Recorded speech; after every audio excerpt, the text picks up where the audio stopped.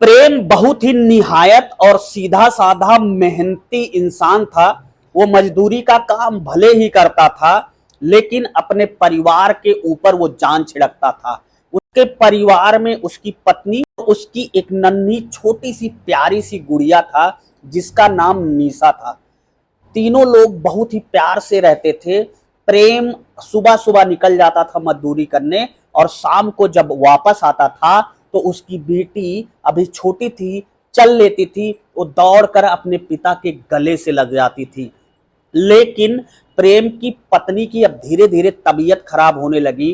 प्रेम को अब ये समझ में नहीं आ रहा था कि आखिर उसकी पत्नी को हो क्या गया है, और उसकी पत्नी बीच बीच में बेहोश हो जाती थी।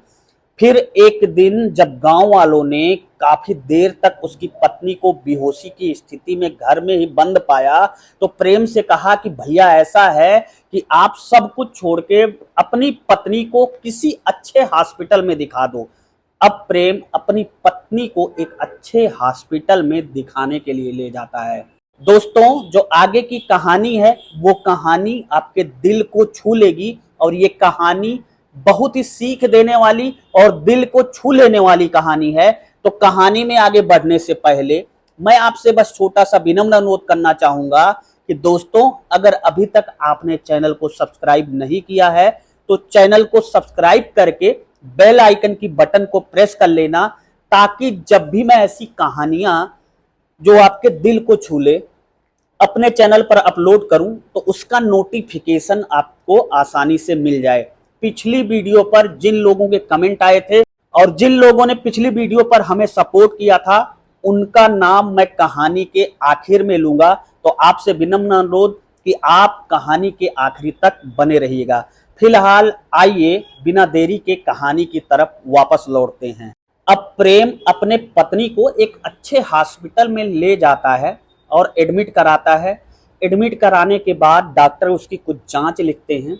उसकी पत्नी की जब जांच होती है तो पता चलता है कि प्रेम की पत्नी को कैंसर है, और वो भी लास्ट स्टेज में है। अब डॉक्टर प्रेम को बुलाकर समझाते हैं कि प्रेम जी देखिए, ऐसा है, अब आप अपनी पत्नी को वापस घर ले जाइए। जितनी सेवा आप अपनी पत्नी की कर सकते हैं उतनी सेवा करिए, क्योंकि अब आपकी पत्नी इस धरती पर बहुत ही कम दिन की मेहमान है। वो बूझे दिल से अपने पत्नी को बिना बताए कि उसकी पत्नी को एक असाध्य बीमारी कैंसर हो गया है, वो सीधा अपने पत्नी को घर लेकर आता है, और पूरे गांव में ये बात वो किसी को नहीं बताता है। अब प्रेम की रातों की नींद उड़ गई थी, ये सोचकर कि आखिर अब उसकी नन्ही सी छोटी सी गुड़िया है, उसका क्या होगा। अब वो जब भी सोचता इस बारे में कि आखिर एक दो महीने बाद जब मेरी पत्नी नहीं रहेगी तो मैं अपनी छोटी सी बिटिया निशा की परवरिश कैसे करूंगा, कहाँ हाथ डालूंगा, किसको बुलाऊंगा, मैं कैसे इस सारे सदमे से उबर पाऊंगा।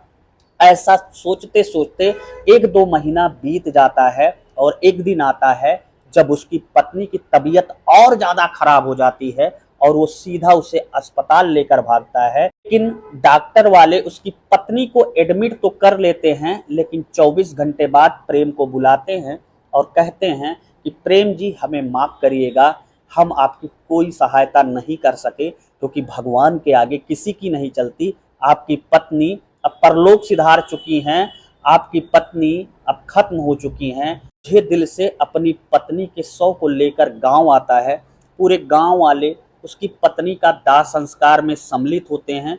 उसके बाद जो क्रियाक्रम होते हैं, 13वीं संस्कार वगैरह, प्रेम जैसे तैसे करता है।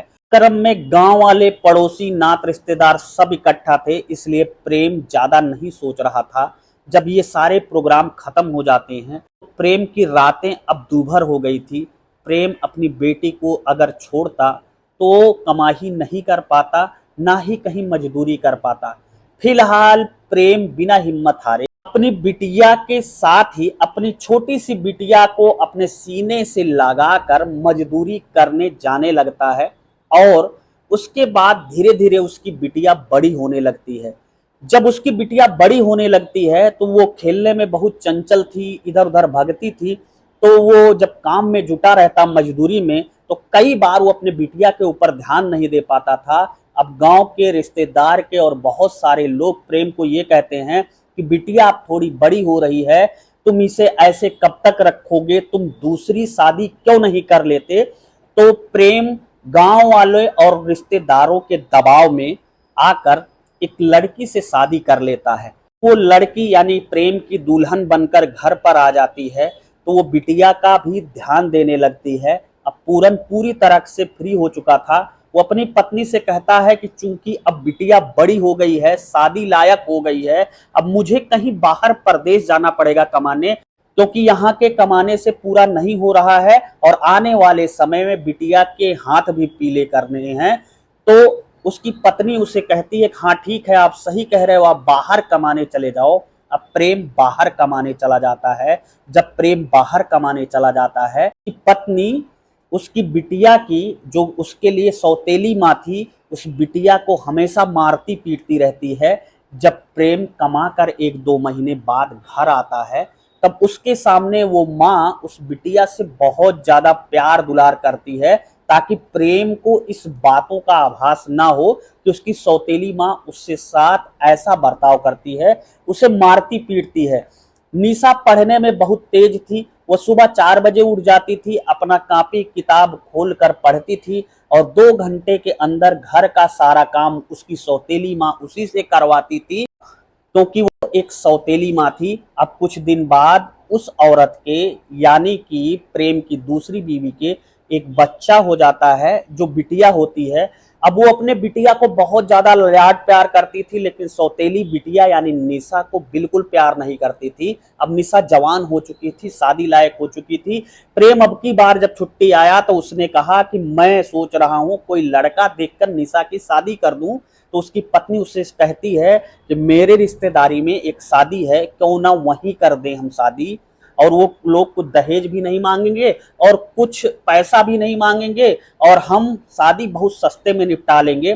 प्रेम उस रिश्तेदार के घर जाता है, देखता है शादी, लड़का ठीक लगता है। प्रेम उस लड़के से अपनी बिटिया की शादी कर देता है, मंदिर में ले जाकर, अपनी पत्नी के दबाव के वजह से। सामाजिक शादी नहीं करता है, मंदिर में ले जाकर जब शादी हो जाती है उसकी बिटिया की, तो वो दुल्हन बनकर अपने ससुराल जाती है और ससुराल में अपने सास और ससुर का धीरे धीरे दिल जीत लेती है।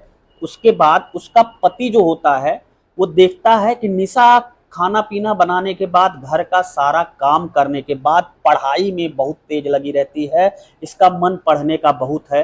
तो निशा एक दिन कहती है कि मेरा बहुत पढ़ने का मन है। उसका पति कहता है कि तुम टेंशन मत लो, तुम चिंता मत करो, तुम्हें जितना पढ़ने का मन है मैं तुम्हें पढ़ाने के लिए तैयार हूँ। अब उसका पति भी मजदूरी करने लगता है और एक एक पैसा इकट्ठा करके अपनी पत्नी को पढ़ाना शुरू करता है। 2-3 साल पढ़ाई के बाद वो पत्नी एक बड़ी परीक्षा में डीएम होती है, एक बड़ी परीक्षा यूपीएससी की पास कर लेती है।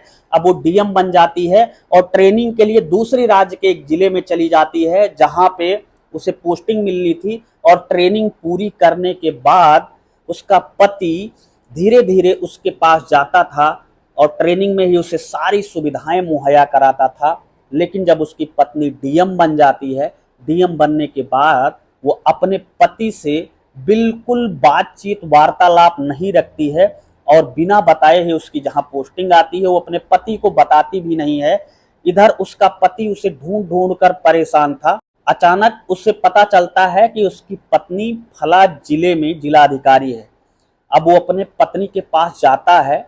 जब वो जाता है तो देखता है कि उसके पत्नी का तो रुतबा ही चेंज हो गया है, पूरा बंगला मिल चुका है, पुलिस मिल चुकी है, गाड़ियां हैं। वो बहुत मिलने का प्रयास करता है, लेकिन उसे मिलने नहीं दिया जाता है और ना ही उसकी पत्नी से उसे बात करने दिया जाता है और ना ही उसकी पत्नी को पता चलता है कि वो उससे मिलने आया है। उसी जिले में लगातार 2-3 दिन रुकता है और घूमता है फुटपाथ पर, सर्दी की रातों में जैसे तैसे इधर उधर कुछ जुगाड़ करके अपना सोता है।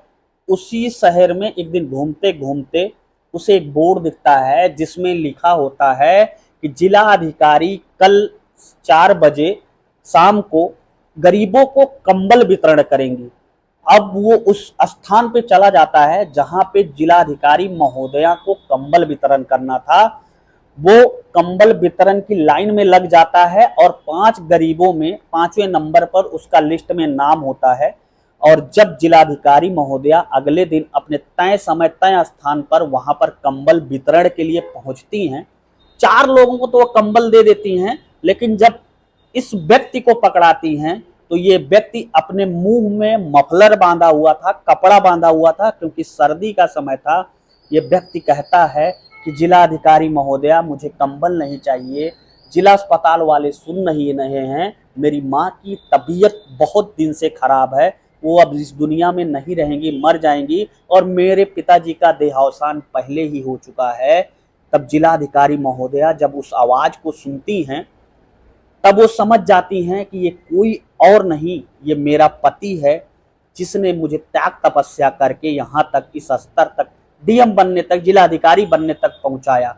अब वो उसे भरी महफिल में, भरे समाज में गले से लगा देती हैं और तुरंत अपने गार्ड को बुलाती हैं और गाड़ी में बैठाती हैं और इशारा करके पूछती हैं, माँ जी कहाँ हैं?